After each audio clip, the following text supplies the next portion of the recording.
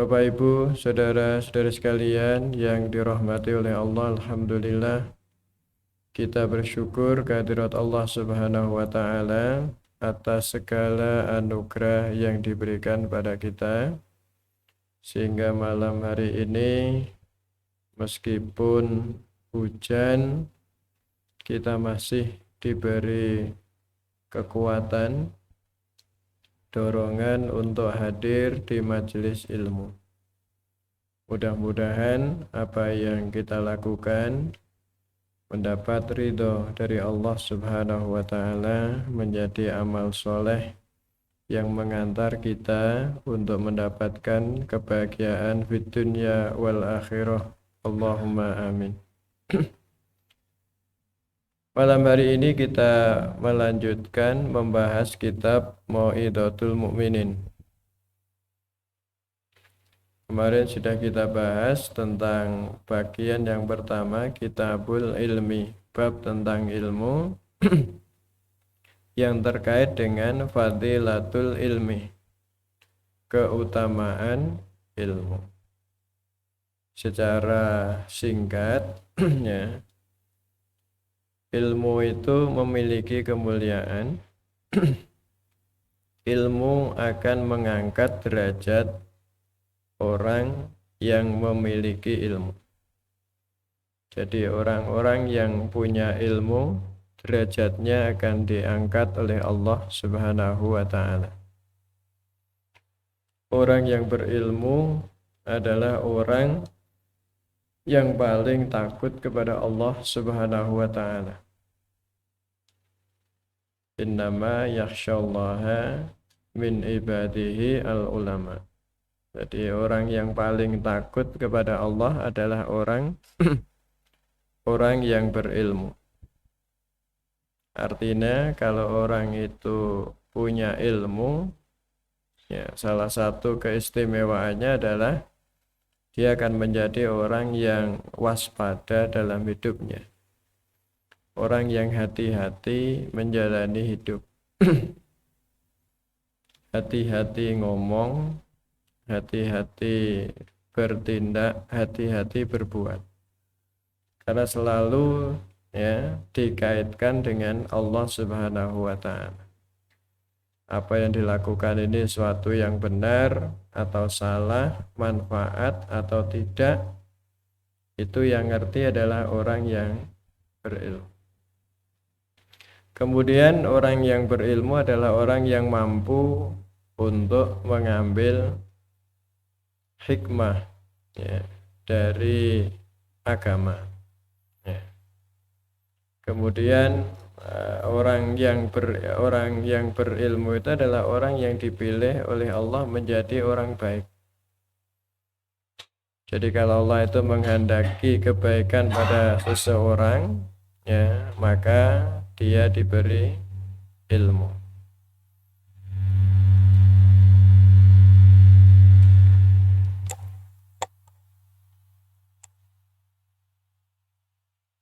Orang berilmu adalah warasatul anbiya, pewarisnya para nabi. Ya, jadi tidak ada derajat yang lebih tinggi daripada derajat kenabian. Nah, orang yang berilmu berarti derajatnya tinggi karena dia mewarisi derajat kenabian. Kemudian ilmu itu memberikan barokah, tambahan kebaikan, ya, tambahan kebaikan.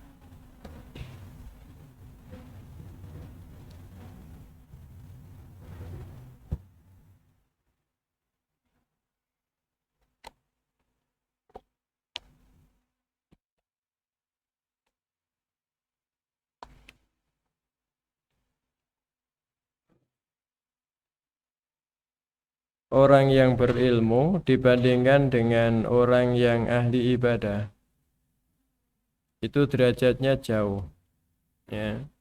Seperti derajat Nabi dibandingkan dengan orang yang paling rendah derajatnya di kalangan para pengikutnya, ya. Jadi derajat orang yang berilmu dibandingkan dengan ahli ibadah itu jauh, ya. Bahkan bagi setan menggoda 1.000 orang ahli ibadah lebih ringan daripada menggoda satu ahli ilmu, ya. Jadi kekuatan ahli ilmu itu 1.000 kali lebih kekuatan ahli ibadah, ya, dalam pandangan setan. Jadi setan itu menggoda orang yang ahli ibadah. Orang yang ahli ibadah itu kemarin sudah saya sampaikan adalah qaimul lail, shaimun nahar. Kalau malam itu sholat malam, kalau siang selalu puasa. Itu abid. Nah, orang seperti ini bagi setan itu ringan godanya. Lebih berat goda satu orang yang berilmu dan mengamalkan ilmunya dibandingkan dengan menggoda 1.000 ahli ibadah.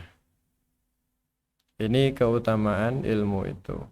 Ya, karena itu, ya, karena itu untuk mencari ilmu itu memang godanya berat. Ya, jadi godaan mencari ilmu itu berat. Karena setan tidak ingin orang-orang itu punya ilmu. Kalau banyak orang itu pintar, maka setan itu berkurang nanti temannya di neraka. Ya, temannya di neraka berkurang. Ya. Tapi setan itu senang kalau orang itu tidak berilmu tapi semangat ibadah. Karena godanya lebih mudah. Godanya lebih mudah. Jadi menyesatkan orang seperti itu bagi setan lebih mudah dibandingkan dengan orang yang punya ilmu tapi, ya, apa itu, ya, orang yang berilmu dan mengamalkan ilmu. Kemudian di antara wasiat Luqman kepada putranya adalah ya bunayya jalisil ulama. Ya, wahai anakku, duduk-duduklah bersama para ulama. Wa zahimhum birukbataika. Ya, zahim itu dari kata zahmah. Zahmah itu macet. Ya, artinya macet, berjubel. Ya, artinya mendekatlah dengan para ulama. Fa innallaha subhanahu, karena Allah subhanahu yuhyil quluba binuril hikmah, menghidupkan hati dengan cahaya hikmah. Hikmah itu ilmu. Kama yuhyil arda biwabilis sama, sebagaimana Allah menghidupkan bumi dengan air hujan dari langit. Jadi ilmu itu menyuburkan hati. Ilmu itu menyuburkan hati, dan hati itu bagian penting dalam hidup manusia. Kalau hatinya baik, ya, maka perilakunya akan baik.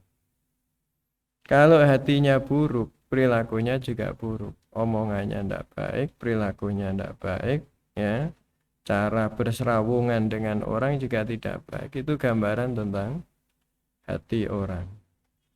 Ya, jadi ilmu itu menyuburkan hati. Maka kalau ilmu kita tidak melahirkan cahaya yang mengarahkan kita untuk berkata baik, bermuamalah dengan baik, itu berarti ilmu kita tidak memberikan cahaya, tidak menjadi nur, ya, tidak menyuburkan hati kita. Ya, air hujan itu kan turun menyuburkan bumi, ya, menumbuhkan tumbuhan-tumbuhan yang bermanfaat. Nah, ilmu itu harusnya begitu. Harus bisa melahirkan, ya, dampak yang positif dalam hidup kita. Ya, bukan menjadi penyebab malah kita ini tidak baik. Omongan kita menjadi tidak baik, perilaku kita dengan orang lain tidak baik, kedekatan kita dengan Allah malah tidak baik.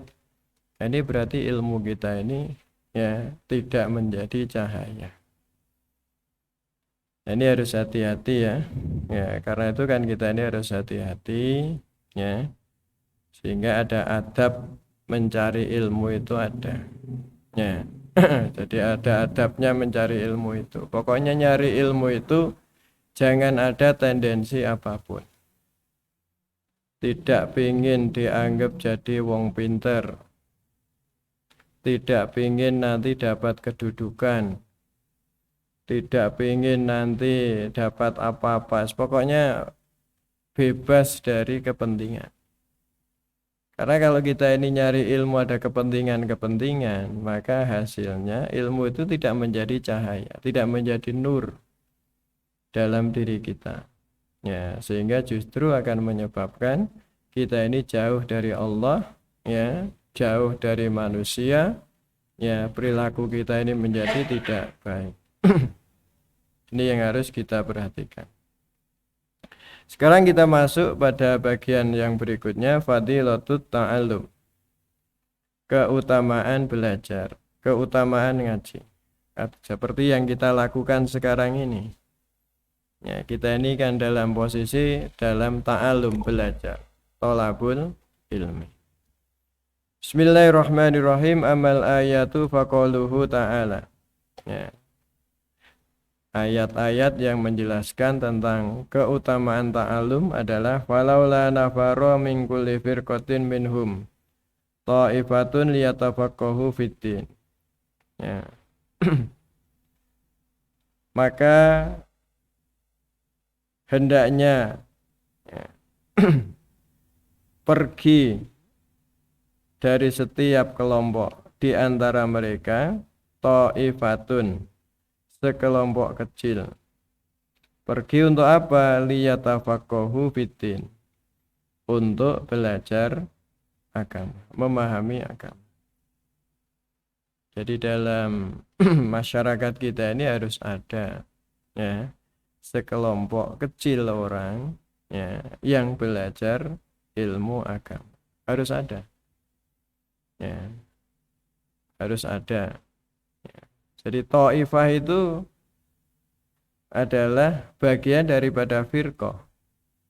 Firqah itu kelompok. Ta'ifah itu lebih kecil dari kelompok. Jadi tidak banyak. Yang harus menjadi kiai itu tidak banyak. Ya. Jadi pokoknya harus ada dalam masyarakat itu orang yang secara khusus memahami agama. Karena dialah yang nanti akan liyundaru qaumahum idza raja'u ilaihim. Karena mereka inilah nanti yang akan memberikan peringatan ketika sudah kembali kepada mereka itu. Dia inilah penjaga ya, Departemen Pertahanan. Ya. Akidahnya, agamanya, akhlaknya itu adalah orang-orang yang memahami agama. Ya, makanya orang yang berilmu itu tidak boleh uzlah, tidak boleh menyendiri dari masyarakatnya. Karena tugasnya itu adalah liyungdiru qaumahum idza raja'u ilaihim. Nek wis balik ke kelompoknya, dialah yang harus memberikan peringatan. Jadi orang belajar itu bukan untuk kepentingan dia sendiri. Ya. Orang mencari ilmu itu secara khusus, ini yang secara khusus ya, itu belajar dalam rangka untuk indar, memberikan peringatan. Dia menjadi Departemen Pertahanan Agama. Ya. Dia menjadi bagian daripada Departemen Pertahanan Agama yang menjaga agama masyarakatnya. Dia menjadi rujukan masyarakatnya. Maka tidak boleh dia ini jauh dari masyarakat. Ya. Tidak boleh ya menyendiri uzlah. Ya. Menghadapi masyarakat yang rumit, ya dia tidak boleh putus asa. Ya dia harus bergaul dengan masyarakatnya. Wa qauluhu azza wa jalla fas'alu ahla dzikri in kuntum la ta'lamun. Maka bertanyalah kepada orang yang punya ilmu. Dzikri di sini diartikan ilmu, ahlul ilmi. In kuntum la ta'lamun, jika kalian tidak mengetahui. Jadi kalau belum tahu ilmunya, ya belajar. Ya, belajar. Kalau belum tahu ilmunya, belajar. Karena ilmu itu tidak boleh ngarang-ngarang. Jadi kalau belum tahu ya bilang belum tahu, wallahu a'lam. Ya, jadi kalau kita ini ditanya tentang ilmu yang kita belum tahu, kata Sayyidina Ali itu fanfiru, maka larilah kamu. Ya, wa kaifal firar? Ya, cara larinya gimana? Qul wallahu a'lam. Katakan wallahu a'lam. Itu lari dari sesuatu yang kita belum tahu ilmu. Jadi tidak usah memaksakan. Ya, jadi orang berilmu itu tidak boleh malu kalau memang belum tahu. Ya, jangan membuat fatwa atas dasar karangannya sendiri. Ya, kalau dia bukan ahli fatwa.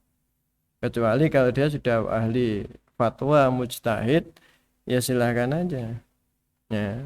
Nah, kalau kita ini kan belum, derajatnya belum sampai ke sana. Kita ini masih mutabi, ya ngikut-ngikut aja, ngikuti orang tapi kita tahu dasarnya. Ya, yang seperti itu masih perlu belajar lagi. Tidak boleh memberi fatwa atas dasar pikirannya sendiri. Ya, jadi kalau kita belum tahu, bertanyalah pada ahlinya. Nah, persoalan sekarang ini kadang-kadang ramai di masyarakat tuh kenapa ya? Karena tidak mau bertanya. Kesusu jadi mujtahid. Ya, ilmunya belum pokok, wis berani berfatwa. Apalagi kalau nyalah-nyalahkan ulama gitu ya. Sekarang ini banyak itu ya. Ilmunya baru katam satu kitab sudah mengalahkan orang yang ngarang berjilid-jilid kitab gitu ya.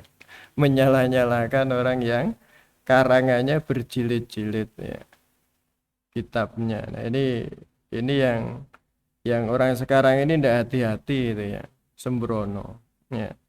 Kalau ulama-ulama dulu itu ya, dan rata-rata yang ilmunya tinggi itu hati-hati betul. Ya, dalam berfatwa itu hati-hati betul. Dia akan melihat situasi dan kondisi yang ada di lingkungan. Dia akan memperhatikan apakah fatwanya nanti ini bermasalah di masyarakat apa tidak. Ya, apakah fatwanya nanti akan merusak ya kondisi sosial masyarakat apa tidak, itu diperhatikan. Ya, tidak seperti sekarang ini dar itu ya. Pokoknya harus begini. Kalau tidak begini salah. Nah, ya, ternyata di masyarakat kemudian malah rusak gitu. Ukhuwah masyarakat menjadi terpecah. Ya, ukhuwah Islamiyahnya menjadi terpecah. Padahal ukhuwah itu adalah ya ajaran pokok dalam interaksi sosial antar umat Islam itu. Jadi yang pokok itu adalah ukhuwah Islamiyah itu. Ya, jadi semua ajaran sosial agama kita ini kalau kita perhatikan baik di dalam Al-Qur'an maupun di dalam hadis, ujung-ujungnya adalah menyuruh kita ini berukhuwah. Itu mengalahkan yang lain-lain. Ya, mengalahkan yang lain. Jadi kalau kita ini memperjuangkan apa-apa, tapi kalau kemudian dampaknya kemudian merusak ukhuwah, itu harus dikalahkan. Jadi yang pertama itu adalah ukhuwah. Ini merusak ukhuwah apa enggak? Ya, apalagi kalau kita ini hanya urusan fikih. Urusan fikih itu urusan ijtihadiyah. Lahiriah saja, fikih itu lahiriah. Urusan casing fikih itu. Jangan sampai membela urusan fikih tapi kemudian merusak inti ajaran sosial. Kemarin sudah saya singgung ya, beberapa sekarang ini yang terjadi kan orang itu lebih fokus pada urusan casing, urusan fikih.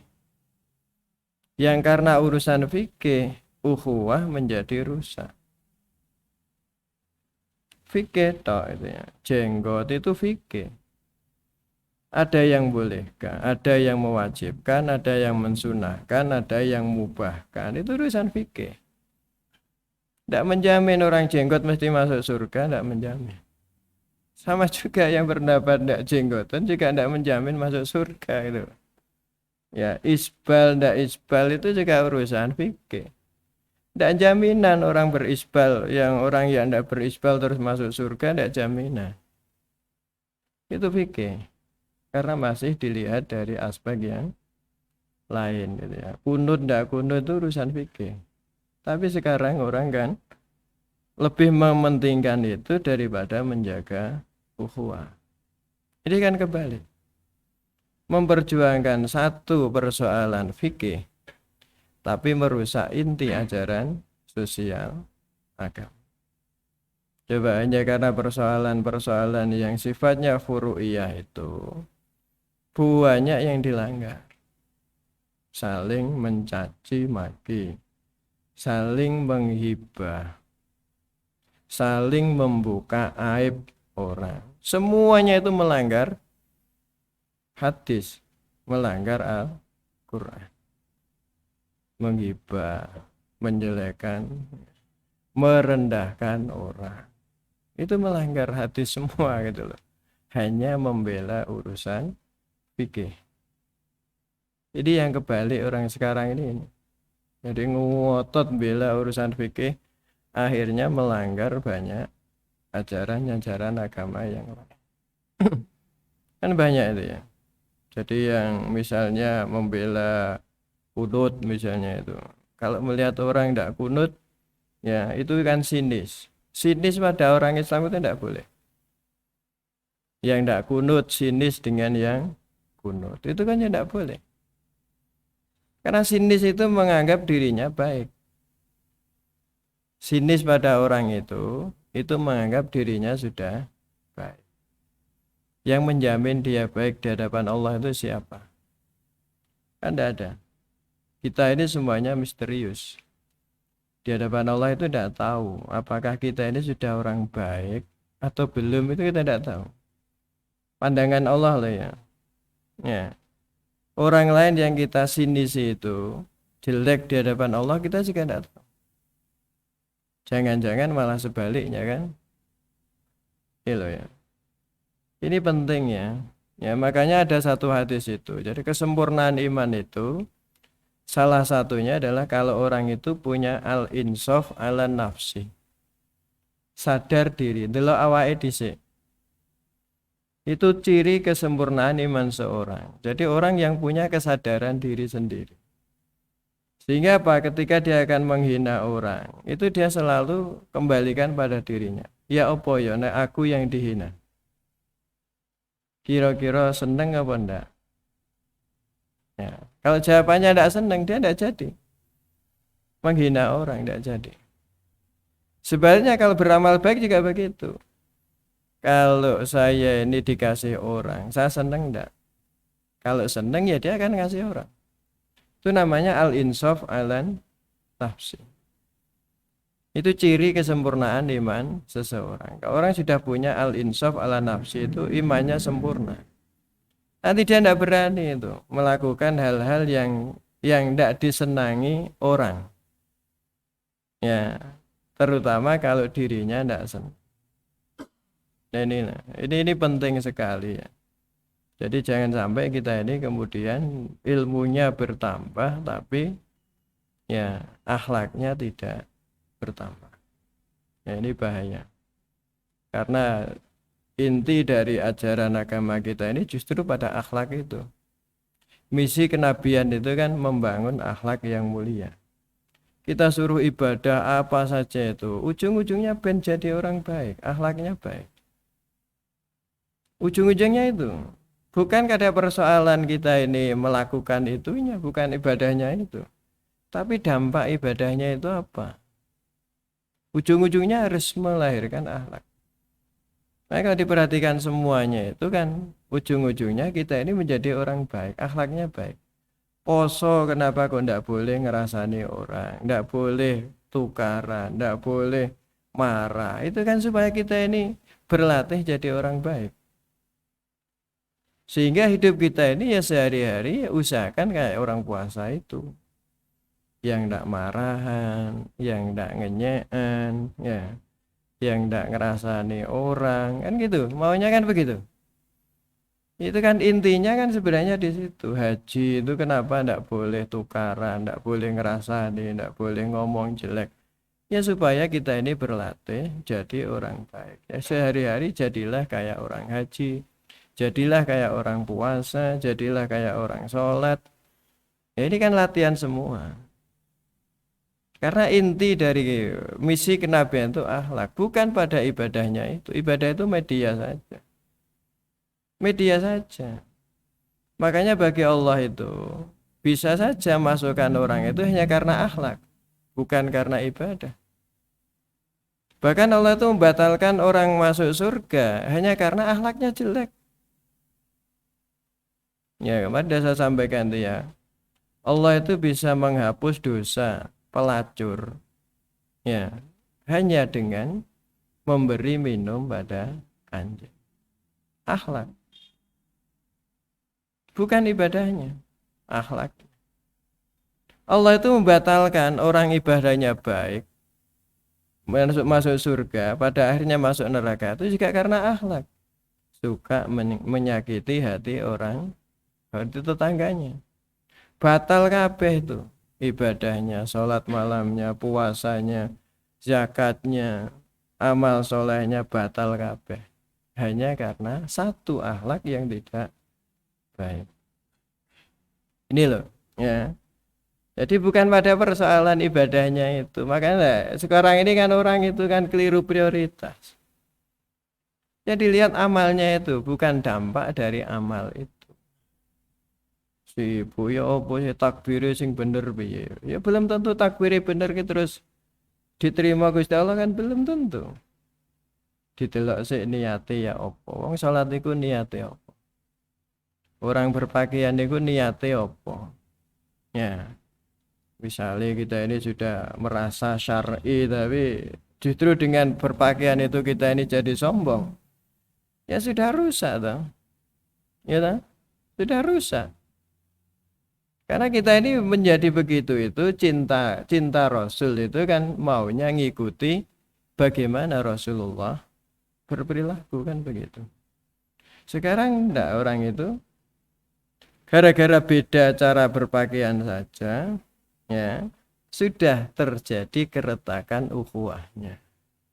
Gak gelem serawungan kalau ndak sak kelompok. Ya toh, bahkan ada yang ekstrim itu. Ya, nek sing khutbah ya gak podo ditinggal ngalih. Ini kan ya bahaya yang gini-gini ini kan. Gara-gara sing khutbah gak jenggoten ngalih. Ini kan persoalan yang gini-gini ini kan. Bukan itu. Berislam itu bukan pada situnya. Dikira kalau sudah jenggoten terus pasti masuk surga. Justru itu menjadi penyebab masuk neraka. Wong menghina orang itu. Coba kalau dia yang khutbah terus dengan nyata-nyata tinggal ngalih gitu, perasaannya gimana? Kan menyakiti orang. Itu menyakiti hati orang. Sama dengan wanita yang menyakiti hati tetangganya itu batal masuk surga. Padahal dia itu ahli ibadah. Nek bengi sholat malam, nek isuk, nek siang puasa, adunya banyak, sedekahnya banyak, amal solehnya banyak. Batal karena nyakiti hati tetangga. Nyakiti hati orang Islam. Nah inilah yang perlu kita perhatikan betul ya persoalan ini. Nah ilmu itu harus bisa memberikan cahaya kepada kita. Harus bisa memberikan cahaya, mendudukkan ya mana yang benar, mana yang salah, mana yang bermanfaat, mana yang tidak, mana yang prioritas, mana yang tidak. Jangan kualik. Sekarang ini orang prioritas pada persoalan gasing, ya, yang kemudian justru merusak ya inti dari ajaran sesungguhnya. Ini kenapa ya? Karena fokusnya keliru. Fokusnya keliru. Ya, ya. Mana yang harus ya, mana yang harus kita luruskan, mana yang kita harus toleransi itu harus tahu gitu ya. Kalau fikih itu kan tidak boleh dipaksa harus sama dengan kita. Fikih itu tidak bisa dinilai secara objektif, tidak bisa. Iki salah, iki benar, tidak bisa. Tidak bisa disejajarkan. Misalnya subuh itu yang benar pakai kunut atau pakai tidak kunut, itu tidak bisa disejajarkan. Karena masing-masing punya ukuran sendiri-sendiri. Penilaiannya adalah subjektif. Bid'ah misalnya. Bid'ah itu tidak bisa menggunakan satu parameter. Harus disepakati dulu sebut bid'ah itu apa. Ya, bisa jadi orang lain mengatakan itu bid'ah. Bagi kelompok tertentu justru sunnah. Contoh, peringatan mulut itu. Coba baca. Ya, satu kelompok mengatakan itu bid'ah. Misalnya ulama-ulama Saudi, misalnya Syekh Fauzan. Misalnya, itu kan bid'ah itu. Dolalah. Pelakunya finnar, menurut itu ya. Tapi lihat fatwanya Imam Syafi'i, Imam Suyuti, itu sunnah coba. Ya bagaimana terus menentukan sing bener nanti itu. Karena itu persoalan ijtihadiyah. Tidak bisa kita ini kemudian mengklaim. Ya, makanya kalau kita ini melihat sesuatu itu harus kita dudukkan dulu. Ini persoalan ijtihadiyah atau bukan? Kalau itu persoalan ijtihadiyah, tidak bisa kita sejajarkan. Fikih itu ibaratnya begini. Bilangan 6 itu dari mana? Ya tergantung. Tergantung. Manhajnya pakai mana? Manhaj perkalian ya 6 kali 1. Ya, atau 3 kali 2. Manhaj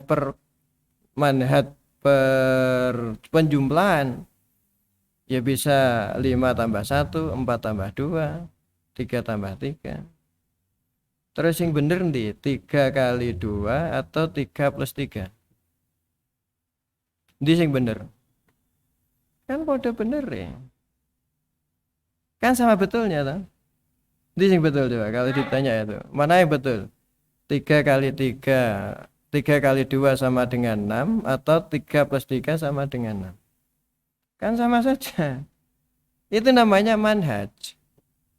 Fikih itu bergantung pada manhajnya. Contoh kunut itu ya. Ya bagi kelompok yang berkunut itu ya itu sunnah. Kenapa wong itu? Itu pernah dilakukan Nabi. Gitu ya. Yang sudah dilakukan Nabi itu kan ya boleh aja ditiru meskipun Nabi sudah tidak melakukan. Ini cara pandang. Ini namanya manhaj. Bagi yang lain ya tidak boleh dirutinkan kalau sudah Nabi sudah berhenti ya sudah. Tidak boleh dilakukan lagi. Ya, terus dasarnya misalnya, oh itu hadisnya dhaif. Nah, bagi kelompok tertentu hadis dhaif boleh dipakai. Seperti itu loh ya, itu fikih. Makanya kalau kita ini misalnya purifikasi, itu harus dibetulkan. Yang aspek mana yang harus dimurnikan itu. Harus tahu. Kalau urusan fikih ya tidak bisa dipaksakan harus begini, tidak bisa. Itu sudah subjektivitas. Ya. Jadi subjektif itu, kebenarannya subjektif berdasarkan pada menentukan ini bid'ah atau tidak, itu subjektif. Karena masing-masing punya definisi berbeda. Itu namanya fikih. Itu persoalan ijtihadiyah. Tidak boleh kita ini atas nama purifikasi terus ini disalahkan, tidak boleh. Itu urusannya masing-masing.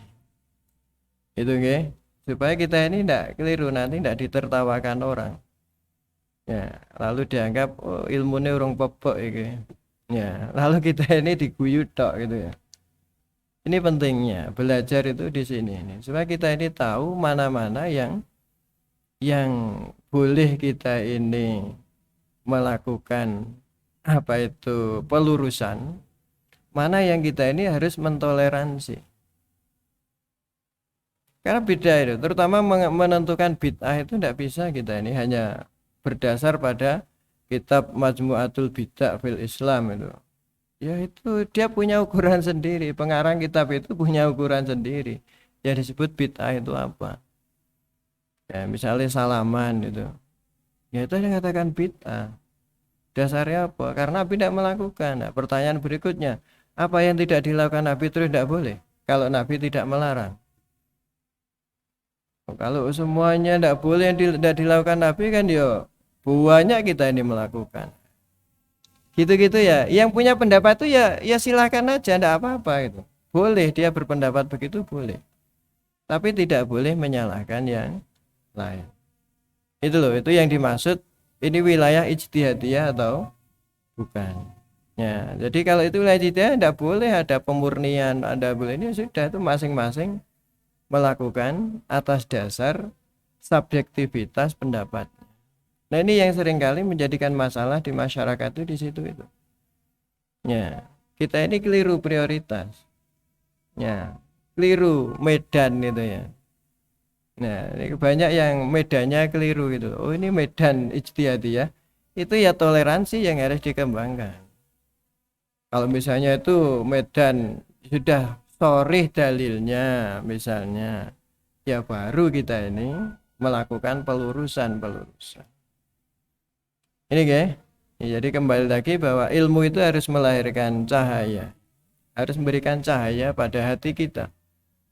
Sehingga dengan semakin berilmu kita ini semakin tawadhu, ya semakin takut pada Allah, semakin baik berinteraksi dengan orang gitu ya.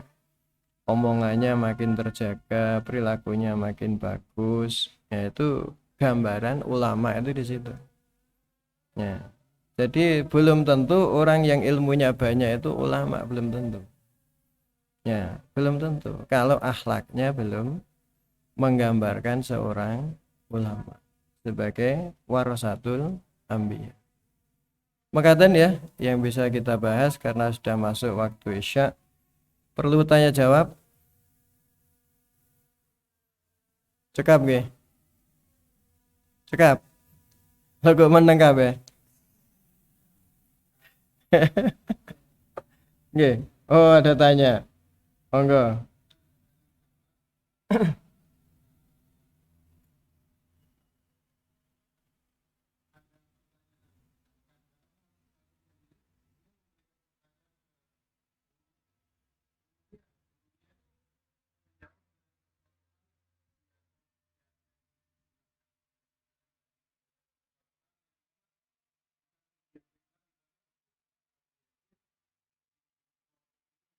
Hmm.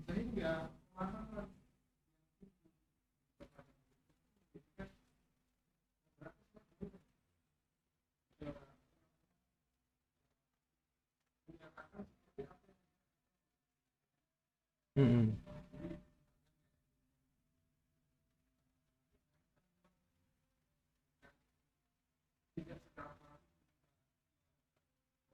Iya,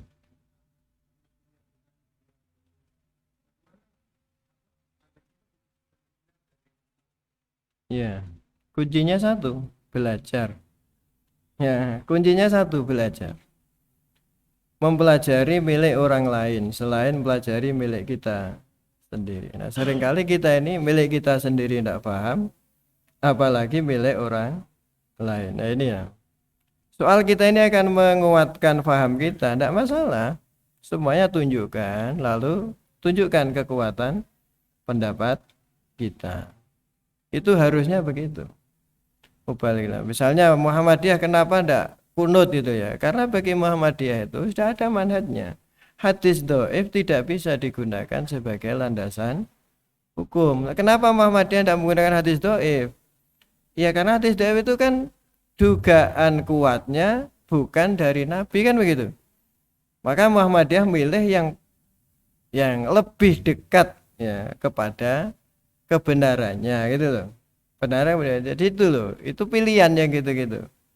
Nah, yang lain kok masih begitu ya. Meskipun itu dugaan kuat ya, tidak dari Nabi, tapi masih punya peluang bisa jadi juga dari Nabi gitu. Bisa jadi gitu. Kenapa ya? Karena menentukan hadis sahih tidak itu. Persyaratannya itu kan ya macam-macam di antaranya. Di antaranya yang paling sederhana itu muru'ah, menjaga muru'ah. Muru'ah itu artinya wibawa. Muru'ah itu ya orang kok ahli hadis kok ngerokok itu ya. Wes ra keterima hadisnya. Ngerokok itu ra keterima. Kan melakukan urusan makruh.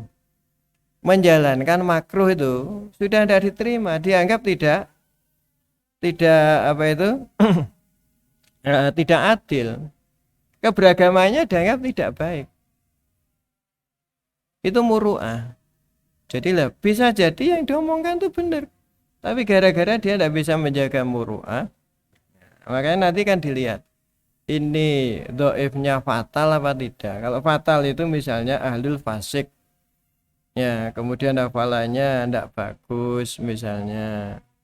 Ahli bid'ah itu parah gitu ya. Ya, yang seperti itu akan dilihat gitu. Tapi kalau tidak sampai seperti itu, misalnya tidak menjaga muru'ah atau dia dulu hafalannya kuat lalu di akhir hayatnya tidak kuat, itu sudah dianggap tidak sahih hadis itu. Itu ditolak itu.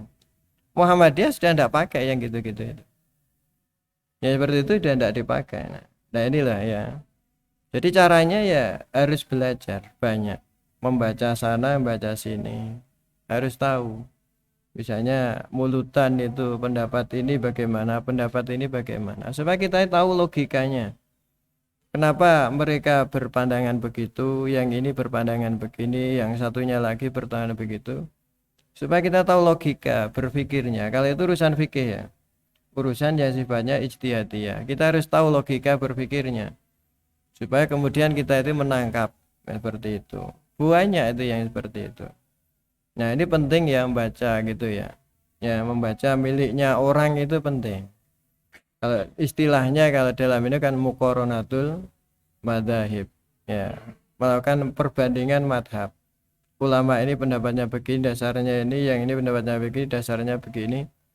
Ini akan menjadikan kita ini nyantai dulu. Beragama itu nyantai, berislam itu nyantai itu. Bukan berislam itu tambah muring-muring dari sini. Berislam itu nyantai, bersahabat dengan siapa saja. Karena sebenarnya apa toh, orang yang diperbincangkan orang itu bahkan hanya orang itu kan intinya melu aku ben mlebu swarga kan gitu lah. Kan begitu maunya. Sampean kudu melu aku ben masuk swarga, nggone sampean ku salah, kok sampean mlebu neraka. Padahal Allah itu kan yang punya surga. Terserah Gusti Allah ta mlebu swarga enggak itu kan urusane Gusti Allah. Kok kita melok-melok itu loh. Allah itu masukkan surga kan penaknya kayak begitu itu loh. Menghapus dosanya karena satu akhlak saja. Wis mlebu swarga. Ora tahu salat atau zinanya berkali-kali gitu ya. Entek hanya gara-gara akhlaknya bagus. Nah kita ini kan berdebat sebenarnya. Sekarang ini kan yang diperdebatkan orang itu kenapa sih kok ngotot kudu melok pendapat itu. Kan hanya ingin menyelamatkan biar masuk surga. Kan gitu tuh. Iya benda. Iya kan dicari kan itu tuh. Apakah benar yang kita miliki kita akan mengantar kita masuk surga? Siapa yang menjamin? Yang lain apa mengantar masuk neraka? Siapa yang menjamin? Kan tidak ada yang menjamin. Ini loh persoalan yang sering kali harus kita perhatikan dalam. Makanya yang lebih baik itu tetap kembali kepada ajaran dasar itu, bahwa dalam urusan sosial itu yang terdepan ukhuwah, ruhama bainahum, kan itu. Cirinya kan itu, asyidda alal kufar, ruhama bainahum, kan berkasih sayang dengan sesama. Apapun pendapatnya, apapun perilakunya kan tetap rohama. Nabi kan begitu, dengan siapa saja itu tetap wong nakal gak nakal, ya Nabi tetap rohama gitu. Ya, karena Nabi melihat orang itu sing penting cek gelem taat. Masya taate kur 1% niku cek gelem taat. Cek gelem jaga la ilaha illallah itu Nabi wis seneng. Sebab nanti kalau diperjuangkan Nabi itu ada dasarnya. Lu ku cek ono la ilaha illallah itu masih Masih ada itu alasan untuk mengentaskan orang itu masuk surga itu masih ada. Oh dia itu masih la ilaha illallah. Nah, jadi Nabi itu jadi seneng yang gitu. Nah kadang orang itu kan melihatnya kan amalnya. Melihatnya amalnya. Karena kan padahal belum tentu amal itu mengantar orang masuk surga. Kan belum tentu, masih dilihat niatnya ya opo. Kemudian dampak amal itu pada perilakunya seperti apa. Kan masih dilihat itu. Ya, sehingga tidak semata-mata amalnya saja. Ini yang sering kali kita ini lupa di sana. Akhirnya gue keren banyak melanggar ayat-ayat, banyak melanggar hadis-hadis hanya karena persoalan yang belum jelas mengantar kita masuk surga apa tidak. Ini kayak yang namanya keliru prioritas. Nah, ini yang harus kita hati-hati. Makanya penting belajar ya, dan tidak boleh kita ini belajar terus ada tendensi apa-apa. Sudah. Lillahi ta'ala, biar ilmu itu menjadi nur, menjadi cahaya dalam hati kita. Saya masih menemukan banyak begitu di YouTube itu. Kadang-kadang kok begini ya, orang-orang ini ilmunya tambah, kok tambah gegeran, tambah buka aibnya orang, tambah tambah ngerasani orang gitu ya. Jejak digitalnya dibuka, disampaikan pada orang lain. Kalau seandainya itu kita, terus gimana? Nah ini namanya, maka perlu al-insaf ala nafsi, itu penting. Ngoco dhisik ning awake dhewe.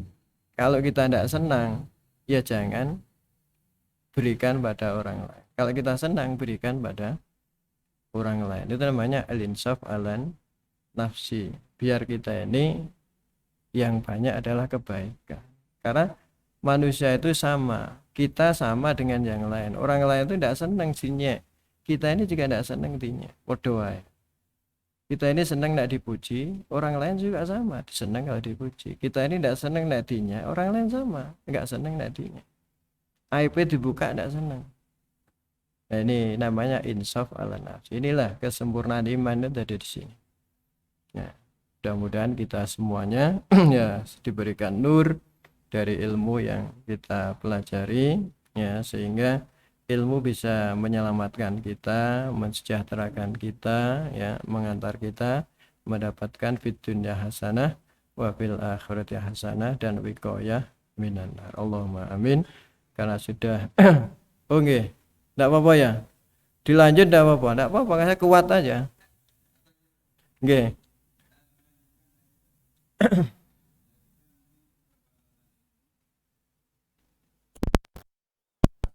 Ya akhirnya kita bagaimana hukumnya takut. Nah, itu yang kedua, misalnya menghindari juga asobia karena kelompoknya ini ya saya ikut, apakah akan menjadi lebih berbahaya karena faktor asobia bukan faktor karena dasar yang kuat. Jadi yang pertama, derajat mengamalkan agama itu kan ya, memahami agama itu kan ada yang muqallid. Taklid itu untuk orang awam ya, jadi ini tingkatan terendah. Jadi kalau orang itu belum punya ilmu, kemudian apa itu belum belajar gitu ya, ya sudah ngikut aja salah satu ulama, ngikut aja ya, tidak dilarang kalau belum punya. Kalau punya ilmu itu justru yang aman adalah taklid. Kalau orang belum punya ilmu, yang aman adalah taklid. Melok kiai sopo, melok ustadz sopo, udah itu ya, sambil belajar untuk meningkat menjadi yang kedua, muttabi. Ittiba itu ngikut tapi tahu dasarnya. Tahu dasarnya. Loh, sampean ndak kunut kenapa? Dasare iki. Nek sampean kunut kenapa? Dasare iki. Misalnya seperti itu. Loh, sampean nek rukuk kok ngono, nek sujud kok ngono, ya apa? Ya, dasarnya ini. Jadi tahu. Ya. Nah, muttabi ini. Ya. Kemudian yang ketiga mujtahid. Ini sudah ilmunya sudah tinggi. tingkatan ilmunya sudah tinggi, dia sudah bisa mengambil pendapat sendiri. Ya, ini ada mujtahid madhab, ada mujtahid mutlak. Mujtahid madhab itu ijtihadnya mengikuti manhaj tadi itu. Ini manhaj perkalian, ini manhaj penjumlahan, ini manhaj pengurangan, pembagian, itu namanya manhaj. Misalnya Syafi'i itu mujtahid mutlak.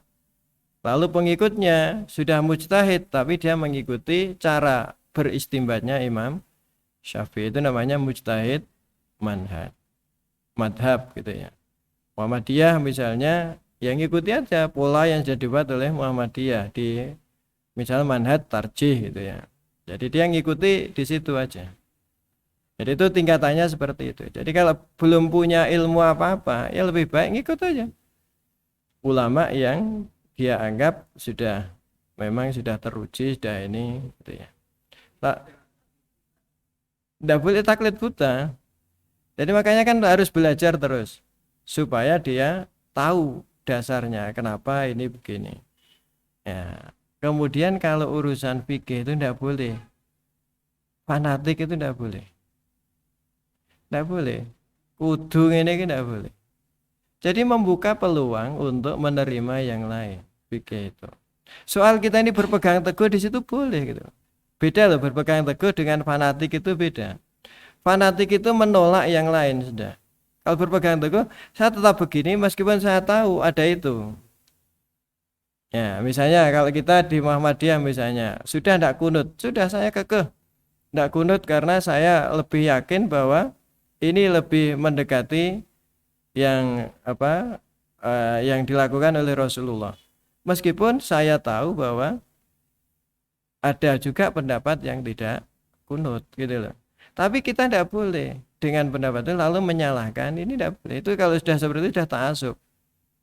Ya, itu tidak boleh. Ya sudah, biarkan yang tidak kunut, ya biarkan itu pendapatnya dia. Ya. Jadi beda berpegang teguh dengan madhabnya, dengan manhajnya, dengan fanatik itu beda. Kalau fanatik itu sudah mengakui yang paling benar ini. Di Muhammadiyah kan tidak diajarkan begitu. Di manhaj tarjih dikatakan bahwa pendapat majelis tarjih bukan pendapat satu-satunya yang benar.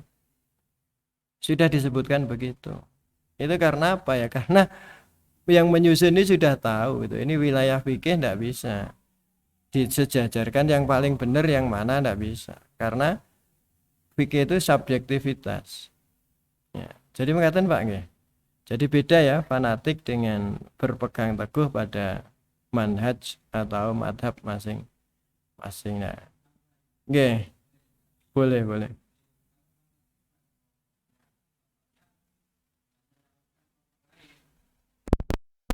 Kalau nggak diimami oleh kelompok itu, yang lain dianggap yang lain tidak sah, tidak diterima, kan begitu. Sampai pada sisi-sisi yang lain, kata-kata di sosial dan lain sebagainya, dari kelompok yang lain disisihkan, tidak boleh masuk. Jadi yang hanya kelompoknya itu fanatik apa asabiyah. Fanatik itu bahasa Arabnya asabiyah. Nah itu dibenarkan tidak dalam Islam? Tidak boleh. Berarti itu namanya kesombongan. Nah. Itu namanya kesombongan. Bahayanya di situ. Ketika orang sudah fanatik itu, dia akan masuk pada wilayah kesombongan. Padahal kesombongan itu sebiji sawi saja, itu tidak bisa masuk surga. Layan undang yataman kana fi qalbihi misqala habatin min khardalin. Cirinya takabur itu apa? Ya, batrul haq wa ghamdul ghair. Batrul haq itu menolak kebenaran. Dia tidak mau menerima lagi, eksklusif. Gampangnya sekali eksklusif. Sing paling benar ya aku. Itu kan orang fanatik itu kan. Cirinya sombong itu ya kalau sing paling benar aku. Menyalahkannya. Lalu wa ghamdul ghair. Ghamdul ghair itu tahqirul ghair, menghinakan yang lain, merendahkan yang lain. Jadi kalau kita ini sudah merasa sudah paling benar, melihat yang lain itu tidak benar, itu sudah sombong. Apalagi terus ngalih, diimamiku gak gelem. di khutbah itu ngalih gitu ya, diserawungi itu ndak gelem gitu, mengos ya, itu namanya kesombongan. Yang gitu-gitu itu kesombongan. Siapa yang menjamin dia itu benar? Siapa coba? Siapa yang menjamin dia itu ahli surga? Siapa? Kan tidak ada. Kita ini misterius, makanya tidak boleh sombong. Tidak boleh sombong. Ya, jangan-jangan. Maka ilmu jangan-jangan itu penting. Jangan-jangan yang saya anggap itu dosa, ya, jelek, itu justru baik di hadapan Allah. Yang saya sendiri menurut saya ini baik, bisa jadi belum baik di hadapan Allah. Ya. Sebab ketika orang itu menghinakan, itu gambaran jelas bahwa dia orang tidak baik, sudah jelas. Dia menyakiti hati orang itu gambaran jelas bahwa dia bukan orang baik. Kan itu loh. Meskipun belegere, klambine syar'i, jenggote syar'i, macam-macam syar'i gitu ya. Ibadah wakeh gitu ya.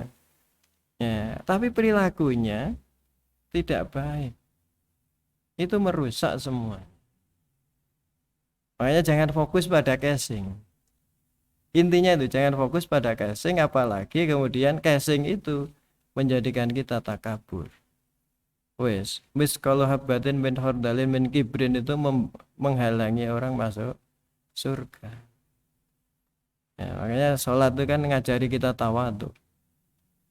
Allahu Akbar itu yang paling besar hanya Allah. Sudah hidup itu ya begitu. Yang paling besar hanya Allah. Kita ini kecil semua. Karena kita tidak bisa menjamin diri kita ini akan dimasukkan surga oleh Allah apa tidak. Sebanyak apapun ibadah kita masih belum menjamin. Karena masuk surga dan tidak itu tergantung Allah, bukan tergantung pada kita. Nah ini loh, hati-hati betul kita ini soal seperti itu. Maka sing apik itu apa ya, tawadhu aja. Lihat orang itu bersama, mbek sopo sing apik gitu loh. Dengan orang baik ya sing apik, dengan orang jelek ya sing apik gitu ya. Karena bagi Allah masukkan surga itu bisa aja dengan satu perbuatan. Oh, wong iki gawene senengane ngresiki masjid gitu, masih ora rajin ibadah. Bisa jadi karena perbuatannya itu nanti yang mengantar masuk surga kan gitu. Kita tidak tahu. Inilah mengapa kita ini tidak boleh sombong dan tidak boleh putus asa. Aduh, aku ki wong elek, tidak boleh begitu. Sebab apapun yang kita lakukan itu dinilai oleh Allah. Itu loh. Ya, aku kira tahu sholat, gak apa-apa. Pokoknya cek yakin bahwa Allah itu Tuhannya, pokoknya itu. Ya. Pokoknya cek mengikuti itu insya Allah cek ono peluang masuk surga. Mengatakan Pak ya, tambah suwe kok ramari-mari. Ya, yang penting itu tadi ya, jadi ilmu itu harus memberikan nur. Jangan sampai belajar ilmu makin tambah jelek akhlaknya. Jangan sampai itu ilmu tidak menjadi nur. Saling berbenci, tidak bertegur sapa. Kan semuanya dilarang itu, wala tadabaru, wala tabawadu, wala tajassasu. Gak oleh kabeh. Tapi sekarang ini banyak dilakukan orang, ya, padahal dia setiap hari ngaji, nek bengi tahajud, maca Qur'ane ben dina. Ya, ini ilmu tidak menjadi nur. Ini harus hati-hati kita ini, ya. Ilmu harus menjadikan nur yang menunjukkan kita kepada kebenaran yang sesungguhnya. Wallahu a'lam bishawab. Kita tutup dengan doa kafaratul majelis. Subhanakallahumma bihamdika nasyhadu an la ilaha illa anta nastaghfiruka wa atubu ilaik. Wa sallallahu ala Muhammadin wa ala alihi wa sahbihi ajma'in walhamdulillahi rabbil alamin. Wallahu a'lam bishawab. Wassalamualaikum warahmatullahi wabarakatuh.